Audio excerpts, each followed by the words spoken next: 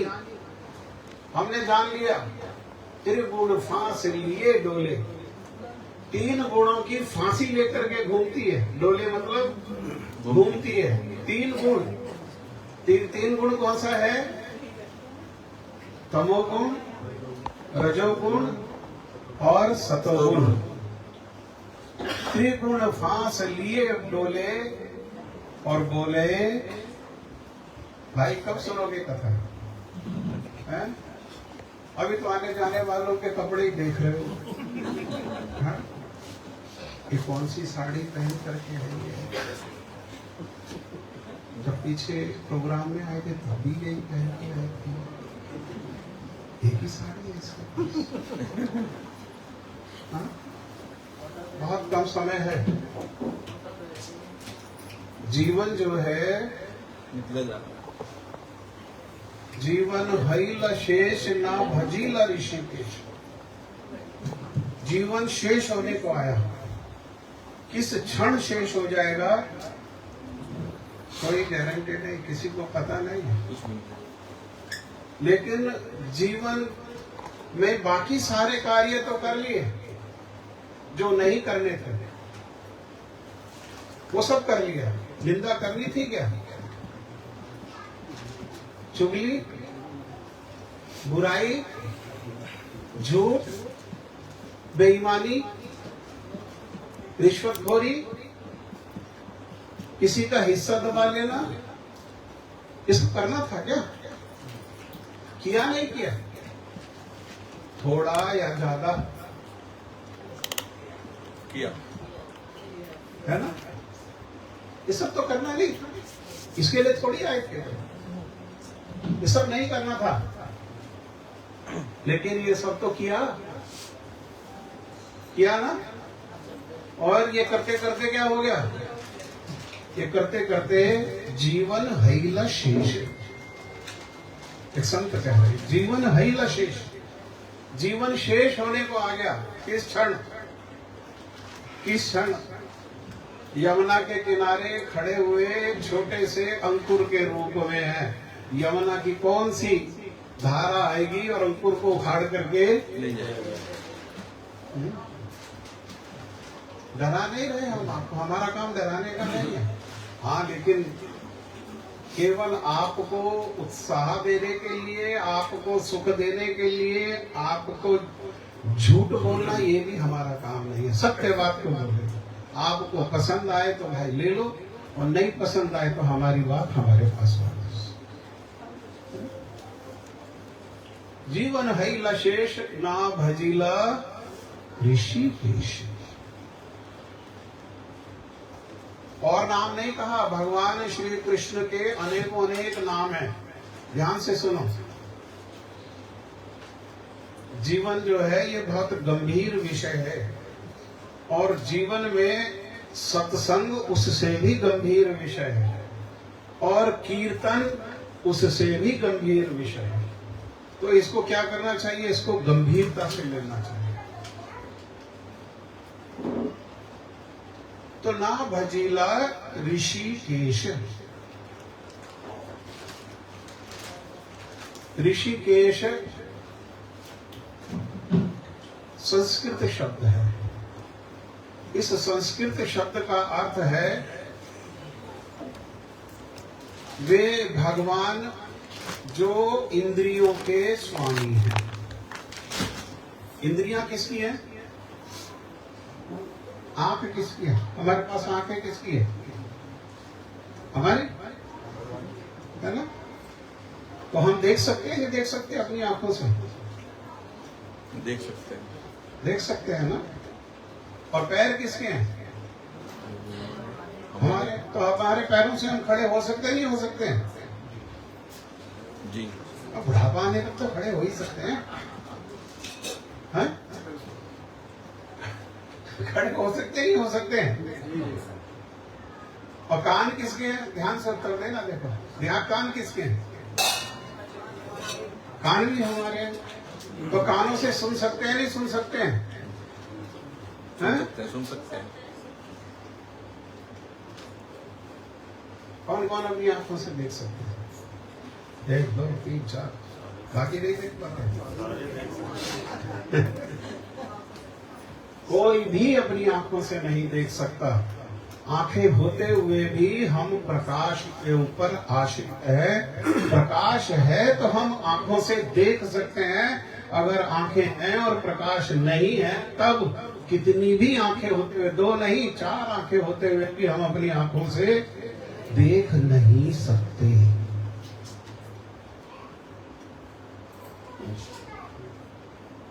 पैर से खड़े हो सकते हैं,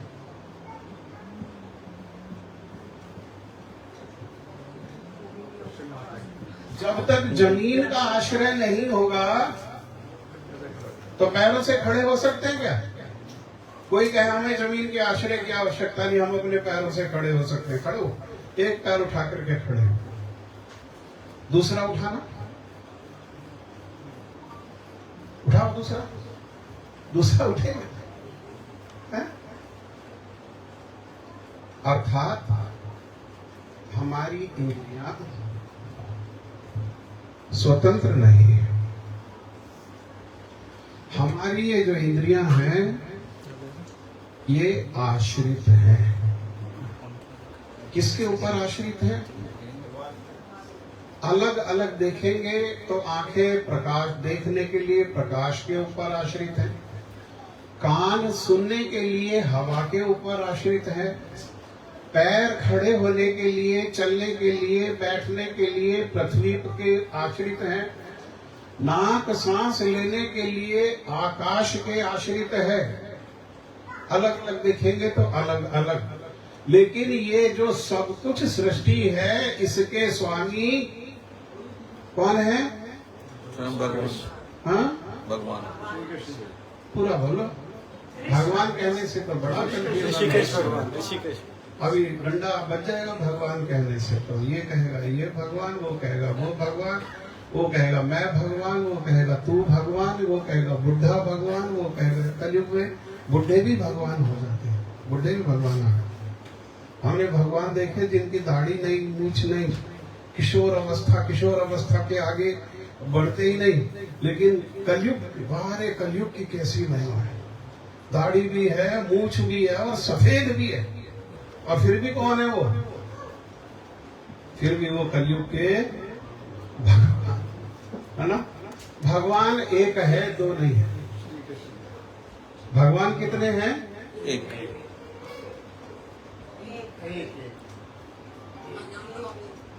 कितने भगवान? एक। एक। जैसे किसी राष्ट्र का अध्यक्ष कितने होते हैं? एक। यूनाइटेड नेशन का अध्यक्ष एक। हाँ, एक ही होता है। सधवा स्त्री का पति एक। एक। ऐसे ही भगवान कितने हैं? एक है। तो इंद्रियां जो हैं हमें प्रदान की गई हैं, हम इंद्रियों के स्वामी नहीं हैं। इंद्रियां क्या है? ये सुविधा है, ये सुविधा हमको दी गई है। इन इंद्रियों के स्वामी का नाम है ऋषिकेश। इंद्रियों के जो स्वामी हैं उनका नाम है ऋषिकेश। ऋषिकेश किसका नाम है? भगवान श्री कृष्ण का ही एक नाम जो है वो ऋषिकेश है। जी। तो क्या हमारा क्या कर्तव्य है? तो हमारा कर्तव्य है सर्व उपाधिर विनिर्मुक्ता। इस संसार में बहुत सारी उपाधियां हैं।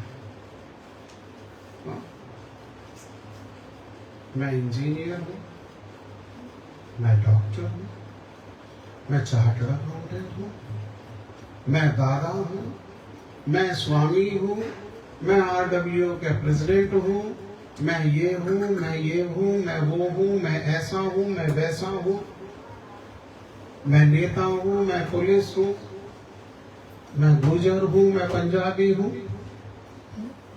ये सब क्या है? ये सब है उपाधि। और संसार में सबसे बड़ी जो व्याधि कहते हैं रोग, संसार में सबसे बड़ी व्याधि क्या है? ये उपाधि ही संसार में सबसे बड़ी व्याधि है, और दूसरी इससे बड़ी व्याधि कोई नहीं है। इसीलिए कह रहे हैं सर्व उपाधिर विनिर्मुक्ता, सारी उपाधियों को छोड़ दो भाई, सारी उपाधियों को से मुक्त होकर के क्या करो, ऋषिकेन। ऋषिकेन का अर्थ है इंद्रियां। संस्कृत में इंद्रियों को क्या कहते हैं, ऋषिकेन। कितनी इंद्रियां हैं हमारी, निर्णय हो गया, 5, 10, 11, कितनी इंद्रियां हैं, 5 हैं? 5 11 किसने बोला, 11 किसने बोला, आपने बोला था 11 आवाज आई थी मेरे को, किसी ने बोला था 11। हमारी कुल इंद्रियां हैं 11, एकादश। 5 हैं कर्मेंद्रियां, ध्यान से समझो। 5 हैं कर्मेंद्रियां। कर्मेंद्रियां मतलब जिनके द्वारा कर्म क्रिया की जाती है, उसे क्या कहते हैं, कर्मेंद्रिय। ये सीवन वाली है। ऐसी आई, एक बहन ने दूसरी बहन से पूछे कौन,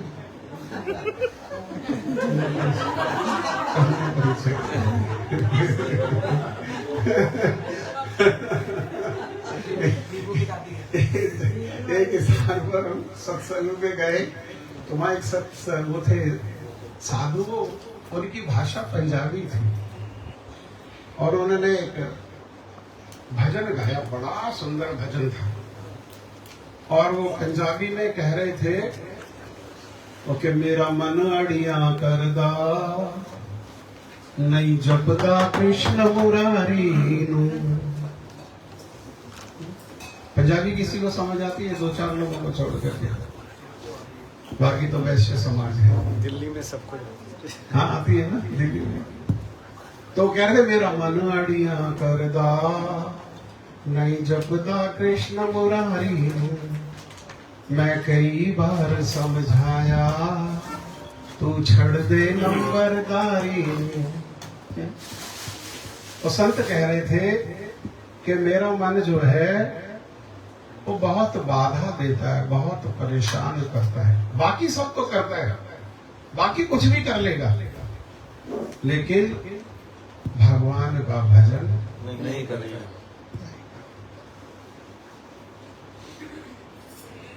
तो कह रहे कि इस मन को मैंने कितनी बार समझाया है कि तू छड़ दे नंबरदारी। ये चौधराहट जो है, इसको क्या कर, छोड़ दो, इसको छोड़ दे। लेकिन मेरी बात मानता नहीं।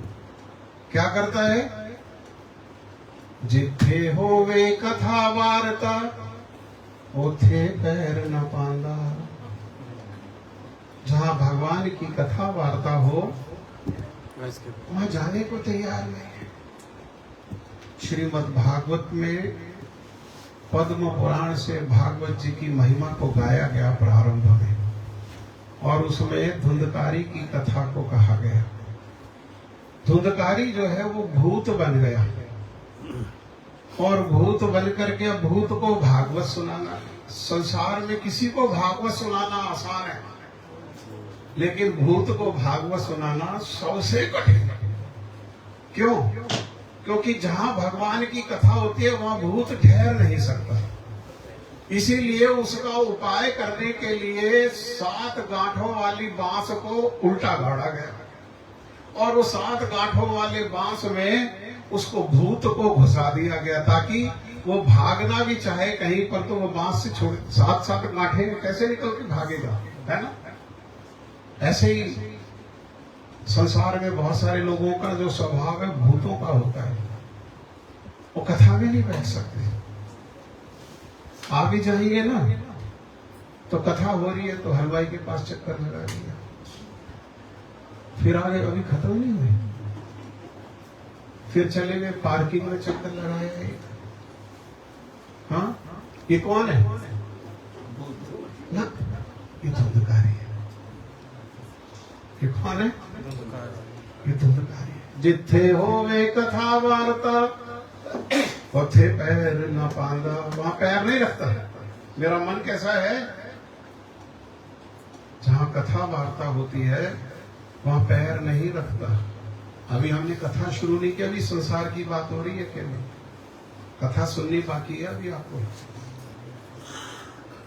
और जिथे होवे चुगली बुराई उथे नठ नठ जांदा।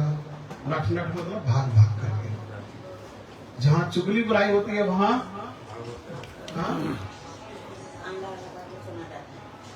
मान लो कोई मैया बैठी है और वो बिल्कुल कथावाचक के सामने ही बैठी हुई है, तो वो बेचारी हिल नहीं सकती, उसकी मजबूरी विवशता, वो हिल नहीं सकती। लेकिन पीछे दो माताओं के बीच में कुछ, तो कथा से जैसे ही उसको समय मिलेगा बाहर जाते ही, बहन क्या कह रही थी मेरी नहीं समझ। इस सब में हमारा कोई लाभ नहीं है। इस सब में हमारा विनाश है।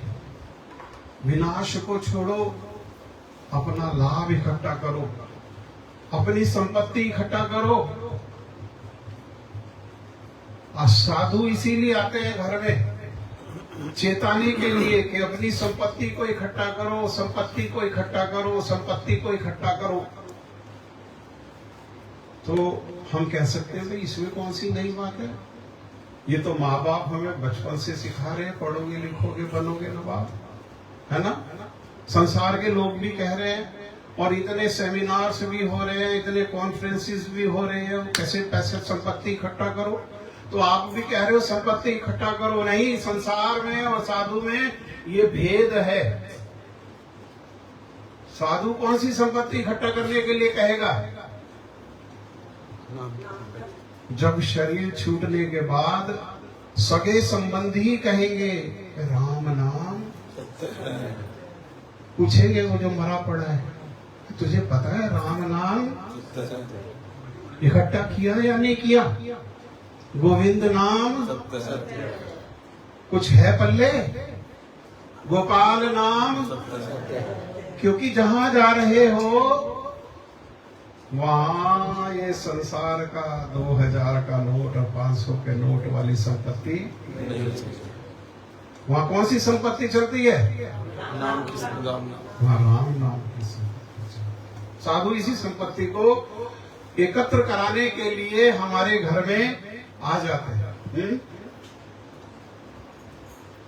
तो जीवन है शेष ना भजीला ऋषिकेश। 5 कर्मेंद्रियां, कौन कौन सी 5 कर्मेंद्रियां? ये हाथ, ये पैर, ये पेट और ये मुख और मल मूत्र के जो 2 स्थान हैं, इनको एक कह करके ये कितनी इंद्रियां हो गई हैं? कर्मेंद्रियां 5। इन 5 इंद्रियों से क्या किया जाता है? इन 5 इंद्रियों से क्रिया करी जाती है, इसलिए इसको कहते हैं कर्मेंद्रिय। और साथ में 5 ज्ञानेंद्रियां। ज्ञानेंद्रियां मतलब नॉलेज गेनिंग सेंसेस। जिन इंद्रियों से ज्ञान हमको मिलता है उसको कहते हैं ज्ञानेंद्रिय। कौन कौन सी ज्ञानेंद्रिय है? आंख, आंख से रूप का ज्ञान मिलता है। कान, कान से शब्द का ज्ञान मिलता है। हाँ? और रसना, रसना से रस का ज्ञान मिलता है। और नाक, नाक से सुगंध और दुर्गंध का ज्ञान मिलता है।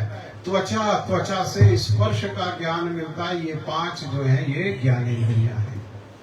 कितनी हो गई इंद्रियां अभी तक? और एक इंद्रिय में 4 इंद्रियां मिली हुई हैं। मन, बुद्धि, अहंकार और चित्त। इन चारों को मिलाकर के एक इंद्रिय है। हाँ? 5 ज्ञानेंद्रियां, 5 कर्मेंद्रियां और एक कौन सी इंद्रिय हो गई? मन। मन प्रधान करके मन, बुद्धि, अहंकार और चित्त, इसको कहते हैं 11 इंद्रिय। 11 को संस्कृत में कहते हैं एकादश। 1 और 10। हाँ, इन एकादश इंद्रियों के स्वामी अभी बताया कौन है? भगवान इनके स्वामी हैं।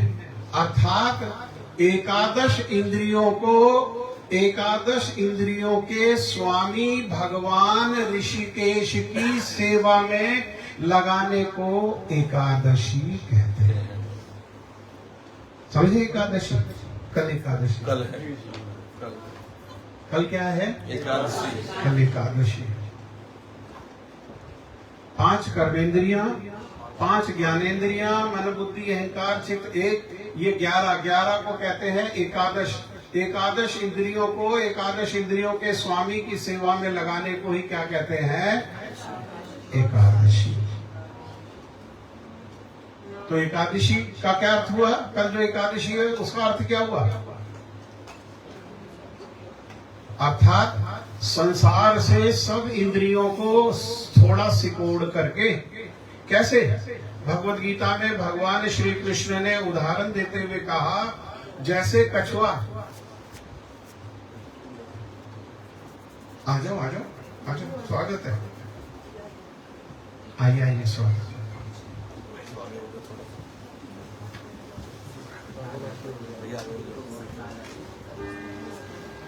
गुरु जी के चरणों में बिठाओ, जो लोग नीचे बैठ सकते हैं उनको नीचे बिठाओ, जो चेयर पे बैठ सकते हैं वो चेयर पे बिठाओ। आप इधर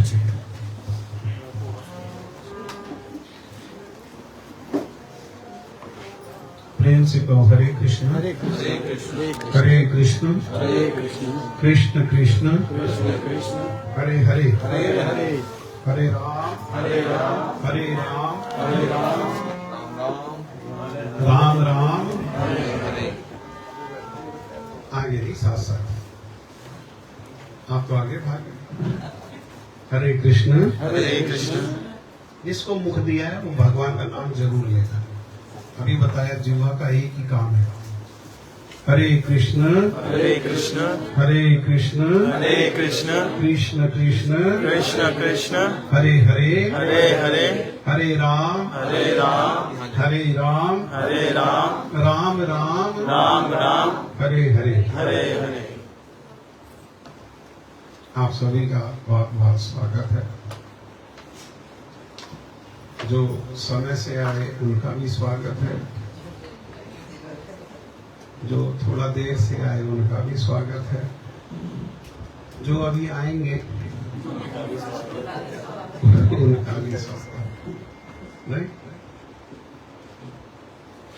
लेकिन गंभीर विषय है, इसीलिए एक हमारा बड़ा साधारण सा प्रश्न है। गंभीर प्रश्न आपका कोई होएगा तो वो हमसे पूछना, उसका हम उत्तर देंगे। साधारण प्रश्न है, उसका आप सब उत्तर दे सकते हो। उसके बाद भगवान की कथा में चलेंगे।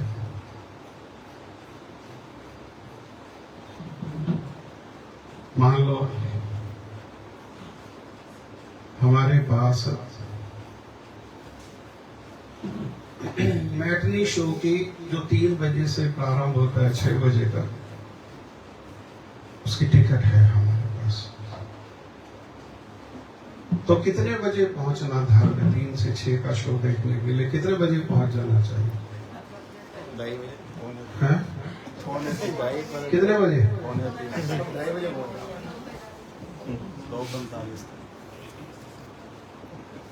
3 बजे के शो के लिए किसी ने कहा 2:30, किसी ने कहा 2:45। कितना बजे अंतिम कितने बजे तक तो पहुंच ही जाना चाहिए? 3 बजे तो शुरू होने से 3 बजे।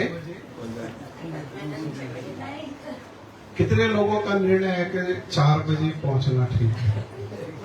3 बजे का शो देखने के लिए 4 बजे पहुंचना ठीक है?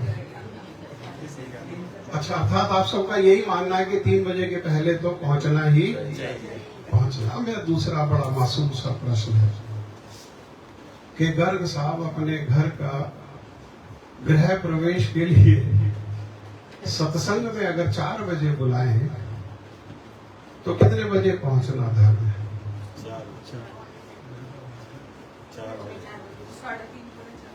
4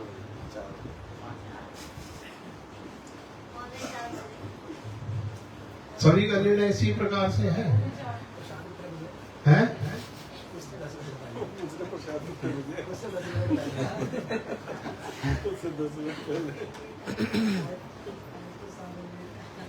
गंभीरता लाए हमारे जीवन में। 200-300 रुपया का टिकट लेकर के और सिनेमा में, जिसमें हमारा विनाश ही होना है, मंगल का लेश भी नहीं चाहता, उसके प्रति इतनी रुचि है कि हम 3 बजे से पहले पहुंचेंगे और सत्संग में 4 बजे के लिए प्रार्थना करेंगे, तो हम समय से नहीं पहुंचेंगे, देर से पहुंचेंगे। इसका अर्थ है कि हमारे जीवन में सत्संग की 200-300 रुपए के बराबर भी महिमा नहीं है। अगर 200-300 रुपए के बराबर महिमा होती तो हम समय से पहुंच जाते। आज जो हुआ सो हुआ। मेरा आप सभी से हाथ जोड़ करके निवेदन है, सिनेमा में पहुंचो नहीं पहुंचो कोई नुकसान नहीं है, लेकिन सत्संग एक घड़ी आदि से पुनियाद तुलसी संगत साध की हरे कोटि अपराध। इतना जो विशाल वस्तु हमको, इतनी उदार वस्तु जहां हमको मिलने वाली है, वहां हमको समय से ये नियम बना हुआ। अगर कोई स्वार्थी व्यक्ति है तो वो क्या करेगा, वो सत्संग में हमेशा कहीं देर से पहुंचे, क्योंकि वहां स्वार्थ नहीं है। स्वार्थ कहाँ है? परमार्थ ही हमारा वास्तव स्वार्थ है। परमार्थ ही जो है वो वास्तव स्वार्थ है। जहां हमारा परमार्थ नहीं, वहां हमारा कोई स्वार्थ नहीं है। ये गंभीरता से सूत्र बना ले जीवन में, और इसी गंभीरता को लेकर के जहां भी सत्संग की, है ना, क्योंकि साधारण नहीं है सत्संग। सत्संग जो है, सत्संग साधारण नहीं है, सब कुछ मिल जाता है, सब कुछ। गोस्वामी तुलसीदास जी कह रहे हैं, सुत दारा और लक्ष्मी पापी को भी हो। सुत मैंने बेटा, दारा मैंने स्त्री को पुरुष और पुरुष को स्त्री, अर्थात जहां आकर्षण का भोग है, हाँ, उसको कहा दारा। सुत दारा और लक्ष्मी, लक्ष्मी का अर्थ है धन। हाँ, साधारण है। ये कह रहे हैं ये कोई विशेष वस्तु नहीं है, इनकी कोई विशेष महिमा नहीं है। क्यों विशेष महिमा नहीं है? और इसमें भगवान की कृपा नहीं है, इसमें भगवान की विशेष कृपा नहीं है। क्यों? क्योंकि अगर भगवान की कृपा होती तो पापी व्यक्ति को कैसे मिल रहा है? हाँ, रेस्टोरेंट की चेन खोली हुई है, नॉन वेजिटेरियन रेस्टोरेंट की, सुबह से शाम तक मुर्गा का गला काटते काटते नहीं थकते। उनके घर में भी बेटा बैठा हुआ, उनके भी घर में पति पत्नी है, उनके भी घर संपत्ति है, धन है। तो ऐसे व्यक्ति पर भगवान कृपा करेंगे जो दूसरे जीव की गला काट रहे हैं? ये कृपा नहीं है। तो कृपा क्या है? तो दूसरी लाइन में गोस्वामी तुलसीदास जी ने बताया, संत समागम हरि कथा तुलसी दुर्लभ तो। संसार में 2 चीजों की दुर्लभता है, बाकी सब सुलभ है। सब अपना ड्राइंग रूम में बैठ करके, बेडरूम में लेट करके, एसी चला करके, पैर फैला करके, मोबाइल पर इतने सारे ऐप्स हैं, इतने सारी वेबसाइट हैं, जो चाहिए वही बैठे बैठे ऑर्डर कर दो, सब अपने आप आ जाएगा। सब इतना सुलभ है, सब अपने आप आ जाएगा, बिना चेष्टा बिना प्रयास के घर में ला करके भर देंगे। 4 मंगा लो, 1 पसंद कर लो, 3 वापस कर दो, 4 मंगा लो, 4 वापस कर दो, सब सुलभ है। लेकिन दुर्लभता किस चीज की है? दुर्लभ है संत समागम, साधु का मिलना, और साधु के मुख से हरि कथा को श्रवण करना, ये दुर्लभ है। हाँ, अब हमारा प्रार्थना है थोड़ा सा कथा में प्रवेश करें। कल रामनवमी का उत्सव सभी लोगों ने मनाया बड़े अच्छे से जी, है ना? हलवा, चना, पूड़ी, पार्टी हो गई। जी, ये भी नरक का ही रास्ता है, क्योंकि संसार में लोग क्या करते हैं, 8 दिन भूखे रहेंगे। प्याज जो खाता है वो प्याज टांड में रख देगा। जो लोग अंडा खाते हैं वो अंडा छिपा करके रख देंगे। 8 दिन क्या करेंगे, प्याज नहीं खाएंगे, अंडा नहीं खाएंगे, तपस्या करेंगे। तपस्या क्या तपस्या है? नवरात्रों की तपस्या है। बड़ी अच्छी बात है तपस्या। 8 दिन उपवास करेंगे। और रामनवमी जिस दिन है, जिस दिन भगवान राम का प्राकट्य दिवस है, उस दिन सुबह ही सुबह बस हलवा चना बांटा, और हलवा चना बांटते ही प्याज भी निकालो और अंडा भी निकालो। नरक का रास्ता है। क्योंकि रामनवमी के दिन 8 जो नवरात्रे हैं उसमें कोई उपवास कर पाए बहुत अच्छा है। अगर नहीं कर पाए तब भी कोई बुराई नहीं है। 8 दिन में 1 दिन उपवास नहीं कर पाए कोई दोष नहीं है। लेकिन अगर रामनवमी को उपवास नहीं किया तो अपने मंगल का मार्ग जो है वो प्रशस्त नहीं हुआ। जैसे जन्माष्टमी को रोटी खाते हैं ना, उपवास करते हैं। उपवास करो किस लिए? भगवान के लिए। किस लिए?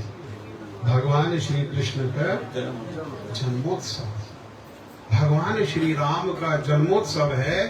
इसीलिए हमको क्या करना चाहिए? भगवान की प्रीति प्रसन्नता के लिए उपवास करना चाहिए। भगवान क्या उपवास करने से, भूखे रहने से प्रसन्न होते हैं? उपवास का अर्थ क्या है? उपजमा वास, उप मने निकट और वास मने रहना। अर्थात हमारी जो ये भी 11 इंद्रियां आपको गिनवाई, ये 11 इंद्रियों को संसार कम दे करके और उनको क्या करना, उन 11 इंद्रियों को भगवान के निकट रखने को कहते हैं उपवास। आंख को संसार, टेलीविजन, सिनेमा आज नहीं दिखाएंगे। आज क्या करेंगे? आज आंखों से रामचरितमानस, वाल्मीकि रामायण का आज हम लोग अध्ययन करेंगे। आंखों को कहाँ लगाएंगे? आंखों को वहां लगाएंगे, भगवान का सुंदर रूप में लगाएंगे। हाथों को आज संसार में लगाने के से बजाय आज हाथों को कहाँ लगाएंगे? भगवान के लिए पुष्प माला बनाने में, उनका श्रृंगार करने में, उनके लिए भोग बनाने में, उनके मंदिर मार्जन में आज हाथों को हम वहां लगाएं। इसको कहते हैं उपवास। कई लोग सोचते हैं कि खाली पेट रहने को उपवास कहते हैं। बस खाली पेट रहो, बाकी संसार की निंदा करो, चुगली करो, बुराई करो, दोष देखो, दोष सुनो, दोष खाओ, उससे कोई दिक्कत नहीं।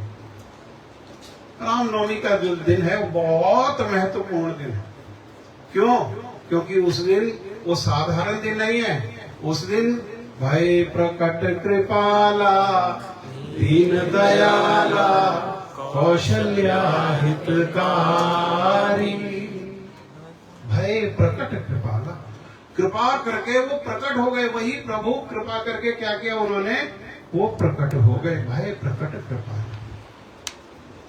क्या आवश्यकता थी उनको प्रकट होने की? वो जहां है, भगवान कहते अवतार हुआ। अवतार का अर्थ है अवतरित होना। अवतरित होना मतलब वो हर समय है श्रेष्ठ स्थान पर, वहां से उतरते हैं। अवतरित माने उतरना, वहां से उतरे। तो क्या आवश्यकता उनको यहाँ आने की? तो कहा दीन दयाला, हमारे जैसे जो दीन है। हम दीन कैसे हैं भाई? हमारे पास तो किसी चीज का अभाव नहीं है। बढ़िया गाड़ी है, बढ़िया घर है, घर में एयर कंडीशन लगा हुआ है, VRV सिस्टम आ गया नया। सर्दियों में गर्म और गर्मियों में ठंडा। हमारे पास तो सब सुख सुविधा है। तो हम दीन कैसे? दीन तो उसे कहते हैं जिसके पास अभाव होता है। जिसके पास अभाव हो उसे कहते हैं दीन। हाँ, हम दीन हैं। कैसे दीन है? भोग के विषय तो हमारे पास हैं, लेकिन हमारी चेतना कैसी है? हमारी चेतना दीन है। क्यों चेतना दीन है? हमारी चेतना उन्नत नहीं है। हमारी चेतना कैसी है? जैसी पशुओं की चेतना है वैसी ही हमारी चेतना है। हमारी चेतना में और पशुओं की चेतना में कोई भेद नहीं है। कोई पशु है निकृष्ट से निकृष्ट अवस्था में भी पशु क्या कर रहा है? निद्रा, आहार, भय, मैथुन, खाना, सोना, बच्चों को पैदा करना, स्त्री पुरुष का आकर्षण और अपनी रक्षा करना, ये 4 काम। कोई ऐसा शरीर नहीं है चींटी से लेकर के ब्रह्मा तक जिस शरीर में ये 4 सुविधाएं नहीं रखी गई। गधे को भी ये सुविधा उपलब्ध है। गधे को गधी उपलब्ध है या नहीं है? हैं? और गधी को गधा उपलब्ध है या नहीं है?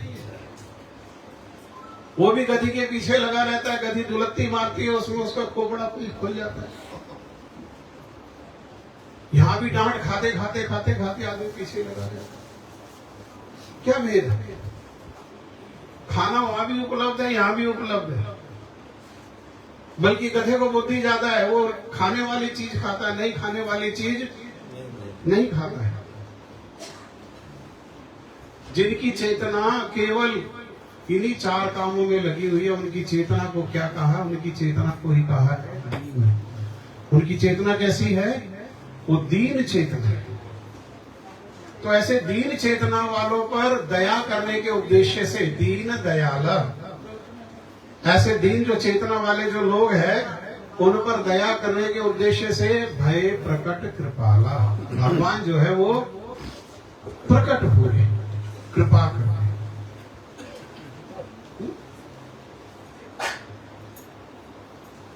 तो राम की क्या महिमा है? तो थोड़ा सा राम की महिमा को सुने। संसार में 3 पुरुषोत्तम हुए। एक को कहा मर्यादा पुरुषोत्तम, एक को कहा लीला पुरुषोत्तम और एक को कहा प्रेम पुरुषोत्तम। मर्यादा पुरुषोत्तम राम है, लीला पुरुषोत्तम कृष्ण है। कृष्ण और राम में कोई भेद नहीं है, कृष्ण ही राम है और कृष्ण ही कृष्ण है। और प्रेम पुरुषोत्तम श्रीमद् चैतन्य महाप्रभु जो स्वयं कृष्ण है।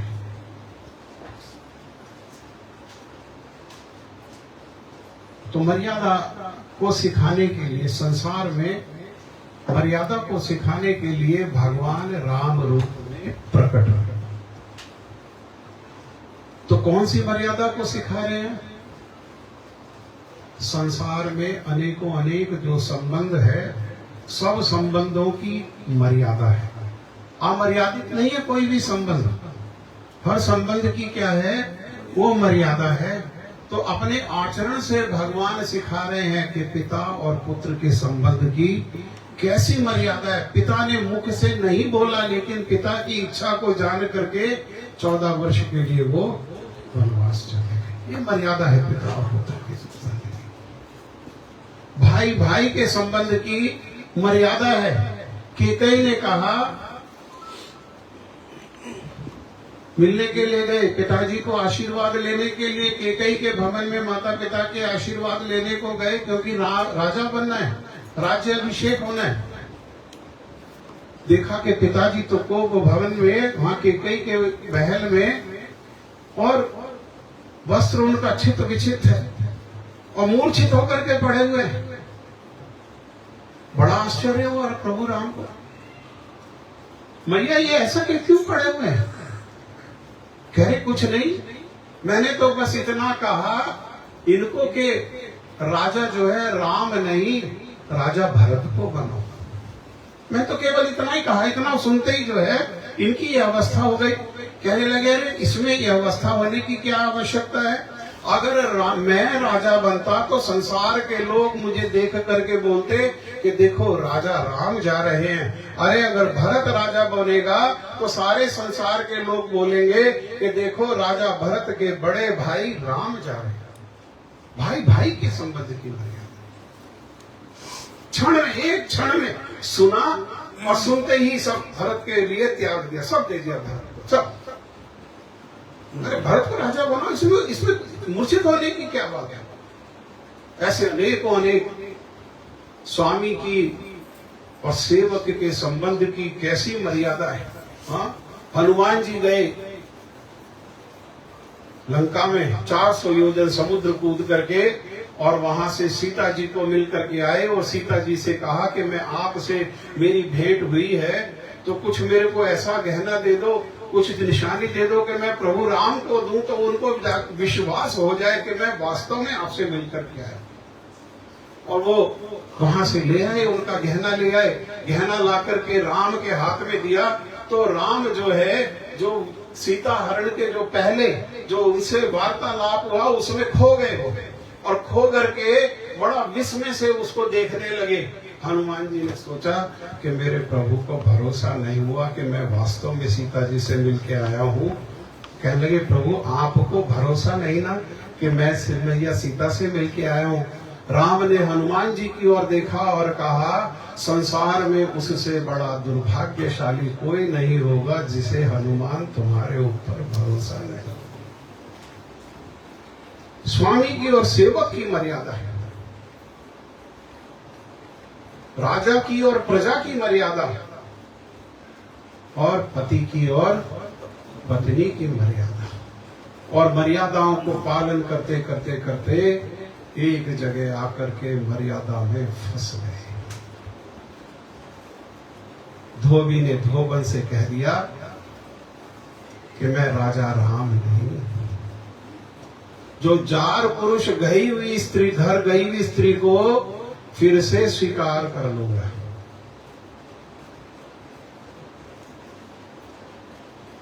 राजा की मर्यादा क्या? राजा की मर्यादा प्रजा का पालन करना कैसे? प्रेम से और आनंद से। क्योंकि अनेकों अनेक मर्यादाएं हैं, अनेकों अनेक मर्यादा होने पर भी सारी मर्यादाओं की जो मर्यादा है उसको कहते हैं प्रेम। कितनी मर्यादाएं हैं? सारी मर्यादाओं की जो मर्यादा, अर्थात सारी मर्यादाओं को जो उल्लंघन, सारी मर्यादाओं से जो ऊपर उठ जाए, उस मर्यादा का क्या नाम है? उस मर्यादा का नाम है प्रेम। सबकी मर्यादा है, लेकिन प्रेम किसी मर्यादा में नहीं बंधा हुआ। और राम की जितनी मर्यादाएं हैं उनका मर्यादाओं का सार क्या है? उन मर्यादाओं के सार में प्रेम है। स्वामी का सेवक के प्रति प्रेम, भाई का भाई के प्रति प्रेम, पुत्र का पिता के प्रति प्रेम, पति का पत्नी के प्रति प्रेम, राजा का प्रजा के प्रति प्रेम। भरत जी चले गए कामदगिरी पर्वत पर, चित्रकूट में। भैया घर वापस चले, मैं आपको वापस लेने के लिए। एक तरफ भरत के पक्ष में क्या है? भरत के पक्ष में प्रेम है। और राम के पक्ष में क्या है? राम के पक्ष में मर्यादा है। क्या मर्यादा है? जो सारी मर्यादाओं को बांधने वाली है, सारी मर्यादाओं में प्रेम होने पर भी जो सारी मर्यादाओं को बांधने वाली है, वो मर्यादा है क्या है वो? उनका जन्म रघुकुल में हुआ, साधारण कुल में नहीं हुआ। कहाँ जन्म हुआ उनका? रघुकुल में हुआ। और रघुकुल में जन्म लेने वाले की सबकी मर्यादा है कि रघुकुल रीत सदा चली आई, प्राण जाए पर वचन न जाए। ये रघुकुल की मर्यादा है। मर्यादा है, राम मर्यादा। एक तरफ मर्यादा है और एक तरफ प्रेम। एक तरफ भरत है और एक तरफ राम है। मेरा गुरुजी कहते थे राम की मर्यादा कैसी है? राम की मर्यादा हिमालय से भी ऊंची है, हिमालय से भी भारी है, हिमालय से भी कठोर है, झुकने के लिए तैयार ही नहीं है। और दूसरी तरफ तरलता है। प्रेम कैसा है? प्रेम तरल है, प्रेम द्रवित है। लेकिन प्रेम द्रवित होकर के कैसा? समुद्र के रूप में द्रवित हो गया। और समुद्र जो है उस हिमालय में आकर के टकरा रहा है। प्रेम की लहरें जो है वो हिमालय पर, अर्थात माया पर जो उसकी प्रेम की जो मर्यादा है, राम की मर्यादा को भरत का प्रेम जो है वो आकर के टक्कर मार रहा है। आज हिमालय को कैसा है? हिमालय को चकनाचूर कर दे। कौन निर्णय करे? किसी में साहस नहीं। भरत का सामना कर सके किसी में साहस नहीं। कौन निर्णय करेगा? तब वशिष्ठ मुनि ने सुझाया कि ये जो जनक है ये निर्णय करेगा। क्यों? क्योंकि ये भेद नहीं कर सकते दोनों में। दोनों के संबंधी है, दोनों ही दामाद है, राम भी दामाद है और भरत भी दामाद है, दोनों दामाद है, दोनों में भेद ही नहीं करेंगे ये, और भेद करना ये जानते ही नहीं है, इनकी दृष्टि में भेद है ही नहीं। क्यों?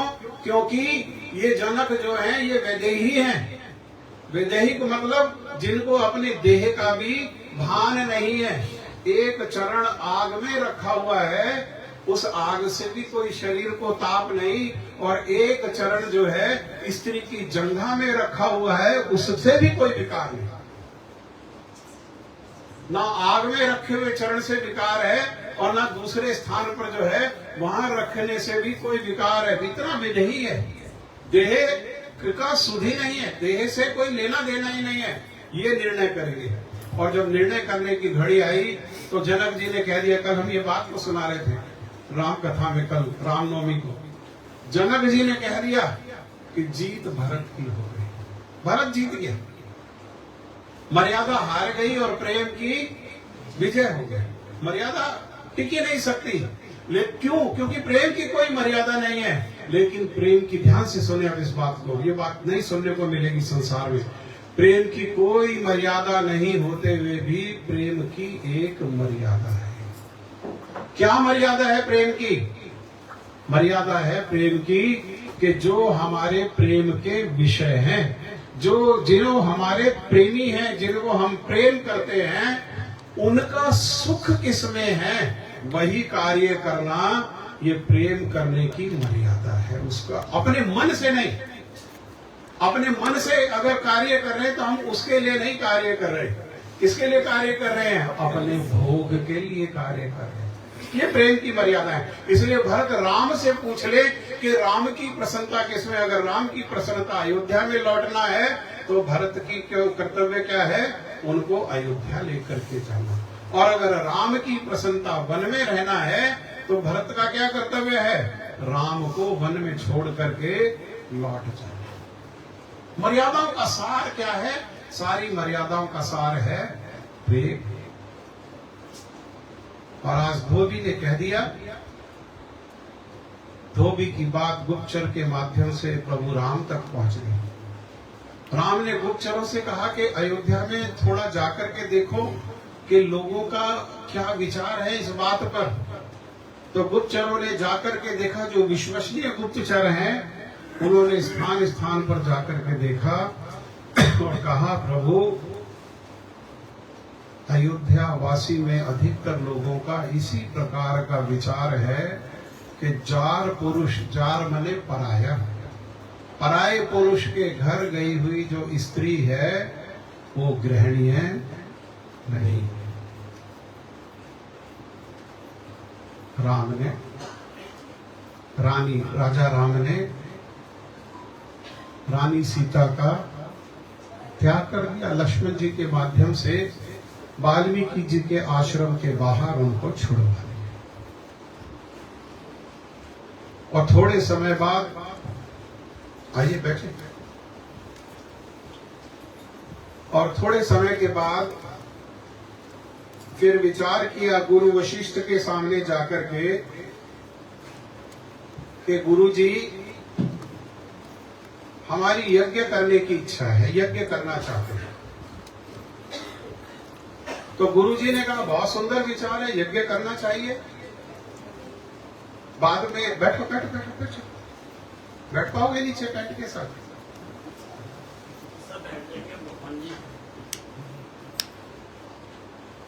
तो कहा कि ये तो बड़ा अच्छा विचार है, यज्ञ करो। क्यों? क्योंकि 4 युग है और 4 युग में धर्म का पालन अलग अलग प्रकार से होता है। सतयुग में धर्म क्या है? सतयुग का धर्म है तपस्या। त्रेता का धर्म क्या है? तो त्रेता का धर्म है यज्ञ। द्वापर का धर्म अर्चा विग्रह, बड़े बड़े मंदिर को स्थापन करके मंदिरों में भगवान की सेवा करना, ये द्वापर का धर्म है। और कलयुग का धर्म क्या है? कलयुग केवल नाम आधारा, सुमिर सुमिर नर उतरहि पारा। हरेर नाम हरेर नाम हरेर नाम एव केवलम कलौ नास्तेव नास्तेव नास्तेव गतिरन्यथा। कलयुग में और कहीं गति नहीं है और कोई लक्ष्य नहीं है, केवल हरि का नाम, केवल हरि का नाम, केवल हरि का नाम। हरे कृष्ण कृष्ण कृष्ण हरे हरे, हरे राम राम राम हरे हरे। इति षोडशकम नाम कली कलमश नाशनम परतरो ना उपाय सर्व वेदेषु दृश्यते। सारे वेदों का दर्शन, सारे वेदों का ज्ञान एक ही बात करता है। इति माने यही, षोडशकम 16 नामों का जो मंत्र है, इसी में सामर्थ्य है, इसी में शक्ति है। क्या? कली के कलमश को विनाश करने की। अन्यथा भागवत में बताया, कलेर दोष निधे राजन अस्ति एक महान गुना। कलयुग में दोषी दोष है। आपके दिल्ली में तो विशेष दोष है ना? या पानी कैसा है? पॉल्यूटेड। अब अच्छा है ये, हाँ? अब अच्छा है। पक्का? आरओ की जरूरत तो नहीं घर में? कौन कौन डायरेक्ट पानी पीने के लिए तैयार है? इसका मतलब अर्थ क्या है? डर लग रहा है? क्या क्या है उसमें मिला हुआ? दूषित है ना? दोष है ना? कलेर दोष निधे राज। और एयर कैसी है दिल्ली की? PQI कितना, क्या बोलते हैं? AQI। पढ़े लिखे लोगों की बात है। कितना चल रहा है?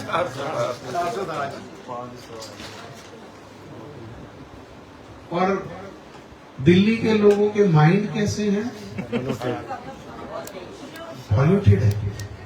ऐसे चतुर हैं, हृदय में एक बात, बुद्धि में एक बात, जीवा पे एक बात और क्रिया में एक बार।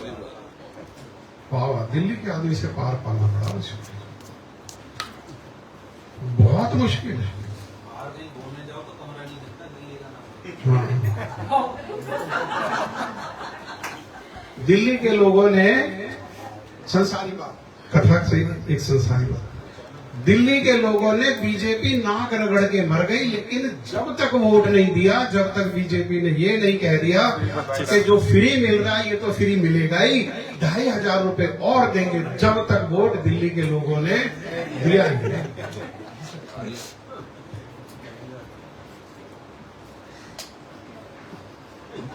कलेर दोष निधे राजन अस्ति एक महान।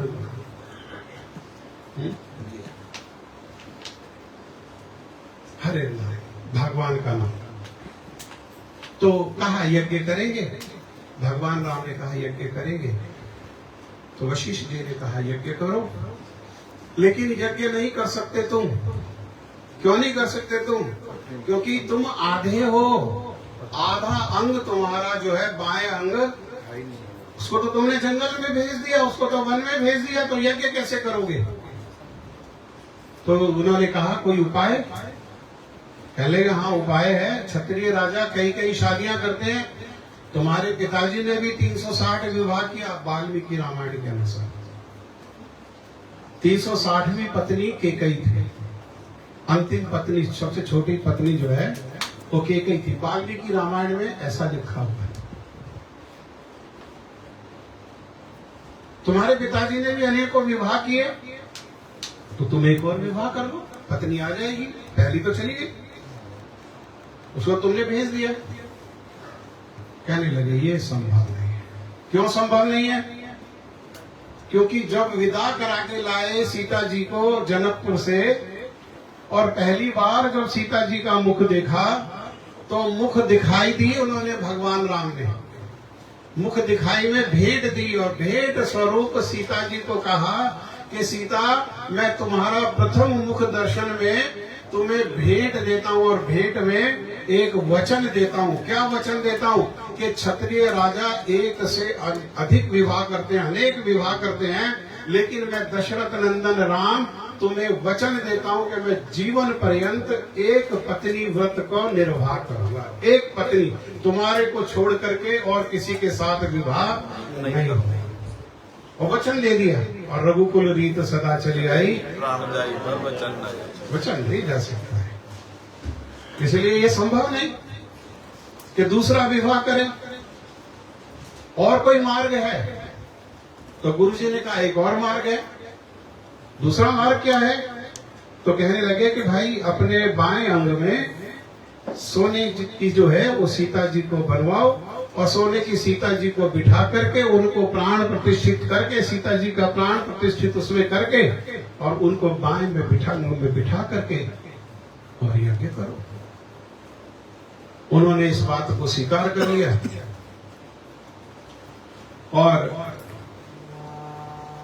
आ जाओ, बैठ जाओ, आ जाओ, थोड़ा रास्ता आई नहीं, आप भी बैठे।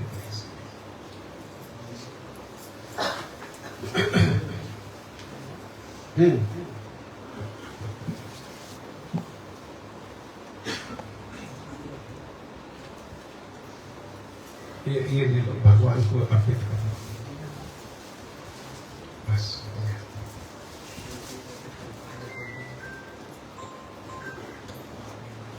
अरे भगत जी तुम भी रहे पीछे। तो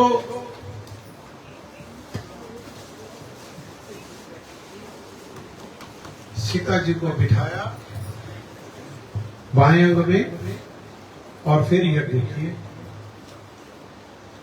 और अनेकों यज्ञ कर किए और एक इसी प्रकार से यज्ञ कर रहे थे।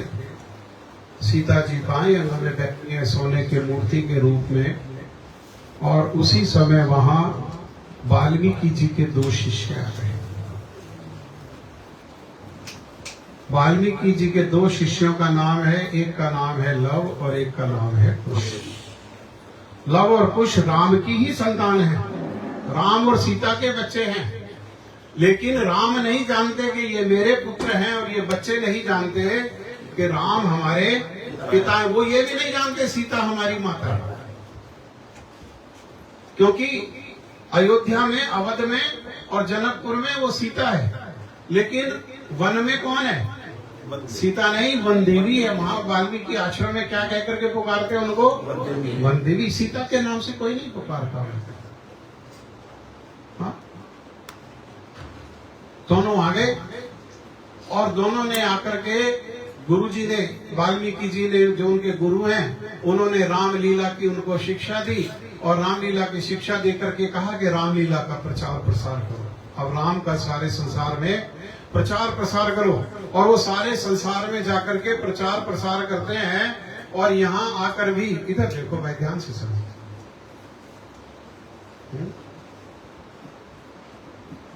सिनेमा देखने बैठते 3 घंटा कब बीत जाता पता ही नहीं लगता।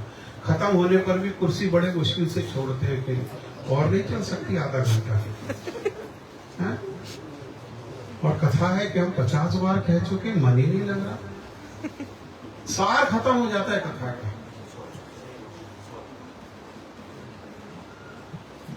मन नहीं लग रहा तो घूम फिर आओ, 7:30 बजे होगा डिनर। 7:30 बजे तक तो यही तपस्या है। अगर भाग लेना चाहते हो तो सीरियसली भाग लो। अगर मन नहीं है तो कोई झगड़ा थोड़ी है, कोई जबरदस्ती थोड़ी है। तो घूम फिर आओ। सोसाइटी एक यहाँ है और कितनी सोसाइटी, 600 सोसाइटी है एक स्टेशन में। समय गुजर ही जाएगा।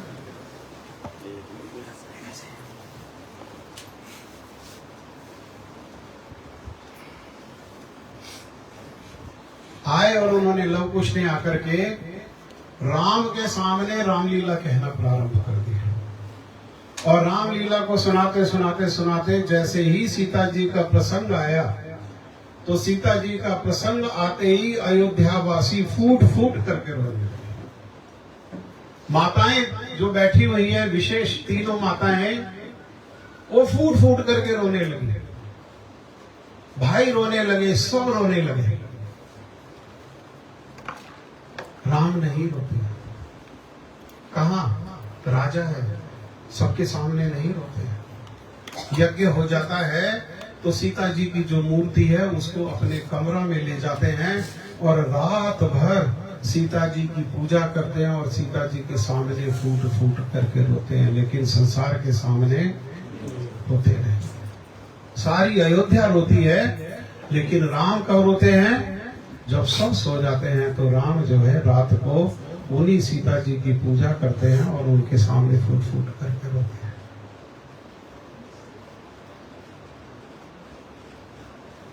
लव कुश ने वहां पर रामायण को सुनाया। दो इतने सुंदर बच्चे और इतना सुंदर रूप में उन्होंने राम की लीला को सुनाया। अयोध्या वासी बहुत प्रसन्न हुए, उन्होंने बहुत उनको प्रणामी दिया और प्रणामी लेकर के लौटे। और लौट करके कहाँ गए? हमारे जैसा होता तो सबसे पहले अपनी माँ के पास चला जाता, पैसे रख ले, गुरुजी को ना पता लगता। वो कहाँ गए? सबसे पहले गुरुजी के पास गए, क्योंकि संसार का जो दान है वो दान नहीं है, वो वास्तव में आग है।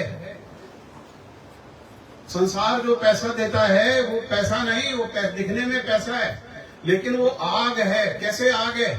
क्योंकि सबने अपने अपने मार्ग से पैसा कमाया है। किसी ने झूठ बोल करके पैसा कमाया, किसी ने रिश्वत लेकर के कमाया, किसी ने बेईमानी करके कमाया, किसी ने धोखा करके कमाया। वो पैसा ही केवल आएगा, पैसे के साथ जो कर्म है वो आएगा नहीं आएगा। जो पैसा आ रहा है उस पैसे को किस भावना से कमाया गया, वो भावना साथ में आएगी नहीं आएगी। इसलिए वो पैसा कैसा है? वो आग है, उसको भोग में नहीं लगाया जा सकता। इसीलिए उन्होंने क्या किया? वो आग को सबसे पहले गुरु जी को दे दिया। गुरु में सामर्थ्य, गुरु भगवान की सेवा। अगर गुरु भी अपने भोग में लगाएगा तो उसको भी पतन का रास्ता देखना पड़ेगा। गुरु जी को दे दिया और गए कहां? वो सीधा सीता जी के पास गए और सीता जी को कहा, मैया मैया, आज हम जो है प्रचार करते करते अवध पहुंच गए, अयोध्या पहुंच गए। और अयोध्या में जब गए तो हमने वहां जाके रामायण सुनाया और रामायण सुनाते सुनाते जब सीता का प्रसंग सुनाया तो सीता जी का प्रसंग सुन करके सारे अयोध्या वासी रोने लगे, माताएं रोने लगी, भाई रोने लगे, सब रोने लगे। और ध्यान से सुनो, और भैया हमने वहां पर एक बहुत विशेष बात देखी। क्या विशेष बात देखी? कि राम जो है वहां पर यज्ञ कर रहे थे और राम के बराबर में एक सोने की मूर्ति बना करके रखी हुई थी। मैया मैया, वो जो सोने की मूर्ति थी उसकी शक्ल और आपकी शक्ल एक जैसे है, दोनों में कोई भेद नहीं। वो बच्चे नहीं जानते हैं। हाँ हाँ हाँ, क्या वो पता नहीं है?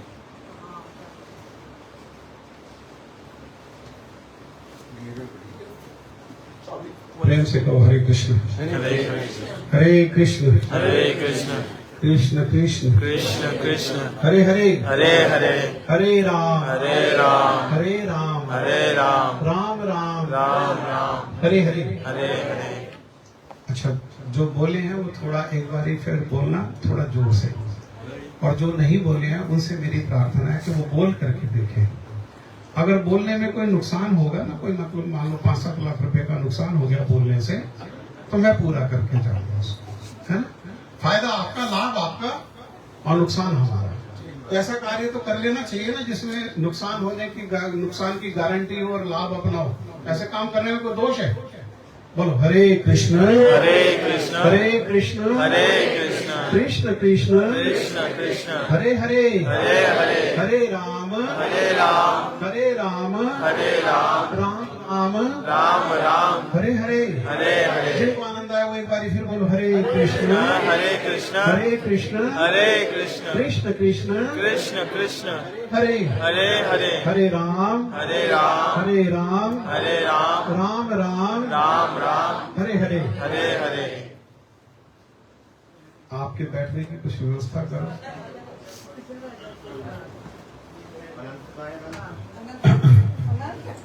कर देंगे, छोड़ो। अभी तो कहा था, सुना नहीं भैया?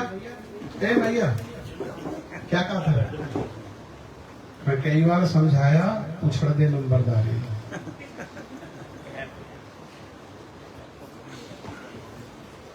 हाँ, ये हमारी मैया है, हम इसके लाला है, हमारे बीच में हास प्रयास होता है।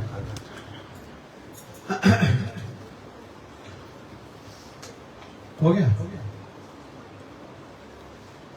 बैठ जाओ।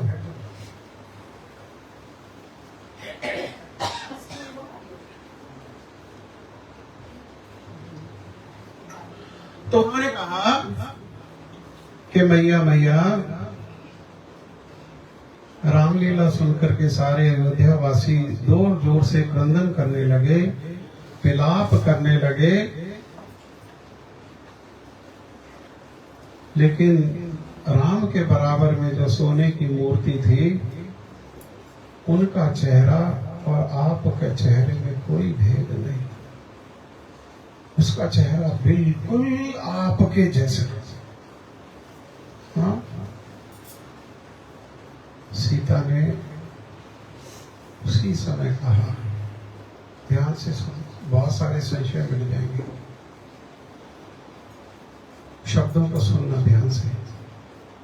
राजा राम ने रानी सीता का त्याग किया है, लेकिन सीतापति राम ने पत्नी सीता का त्याग, ये मर्यादा है। राजा होकर के प्रजा के प्रति जो मर्यादा है राजा की, उस मर्यादा को भी पालन कर रहे हैं, रानी का त्याग कर दिया। लेकिन पति भी है, वो राजा ही नहीं है केवल, वो राजा होते हुए वो कौन है? वो पति भी है। पति होकर के पत्नी के प्रति भी जो मर्यादा है, वो उस मर्यादा को भी क्या कर रहे हैं? उस मर्यादा को भी पालन कर रहे हैं। किसी परिस्थिति में भी मर्यादा का पालन को वो छोड़ नहीं रहे। इसी मर्यादा की शिक्षा देने के लिए, यही मर्यादा को सिखाने के लिए भगवान क्या करते हैं? भगवान जो है वो राम रूप में आते हैं। श्रील जयदेव गोस्वामी पाद जी ने कहा, क्या कहा? केशव धृता राम शरीरा, जय जगदीश हरे, जय जगदीश हरे, जय जगदीश हरे। केशव, केशव किसका नाम है? हाँ? कृष्ण का नाम है। क्यों नाम है उनका केशव? ये गौण कारण है। मुख्य कारण क्या है? मुख्य कारण है कि वो ब्रज में श्रीमती राधा रानी के केशों को संवारते हैं। श्रीमती राधा रानी के केशों को संवारने वाले को ही क्या कहते हैं? केशव। केशव धृता, केशव ने धारण किया। क्या धारण किया? राम शरीर, राम के शरीर को धारण किया। किसने?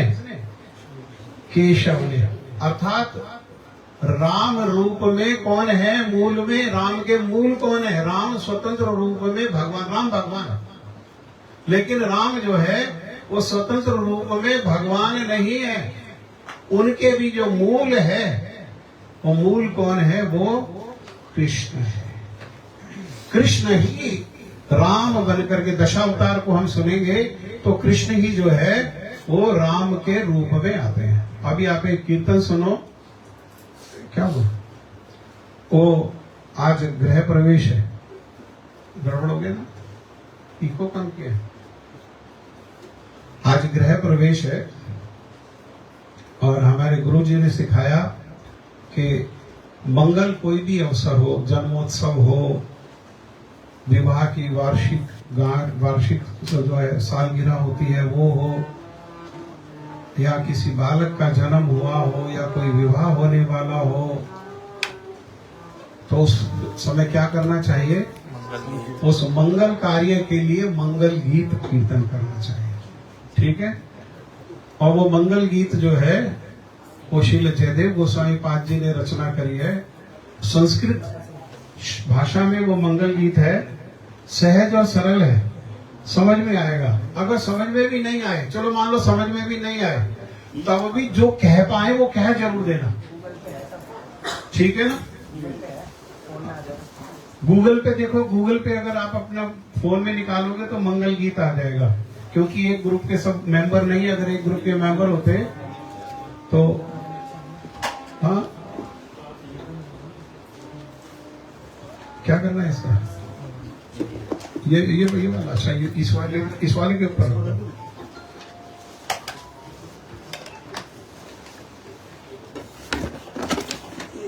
आराम से। हाँ, तो मैं आप लोगों से प्रार्थना कर रहा था, कुछ राम के और रहस्य जो है उसको बाद में सुनेंगे। अभी हम ये कीर्तन को सुने,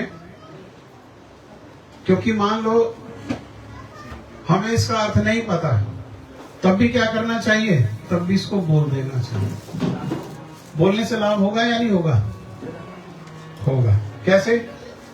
जैसे किसी को अमृत की महिमा नहीं पता, लेकिन कोई जबरदस्ती उसकी नाना करते हुए भी अमृत पिला दे तो उसका लाभ होगा नहीं होगा?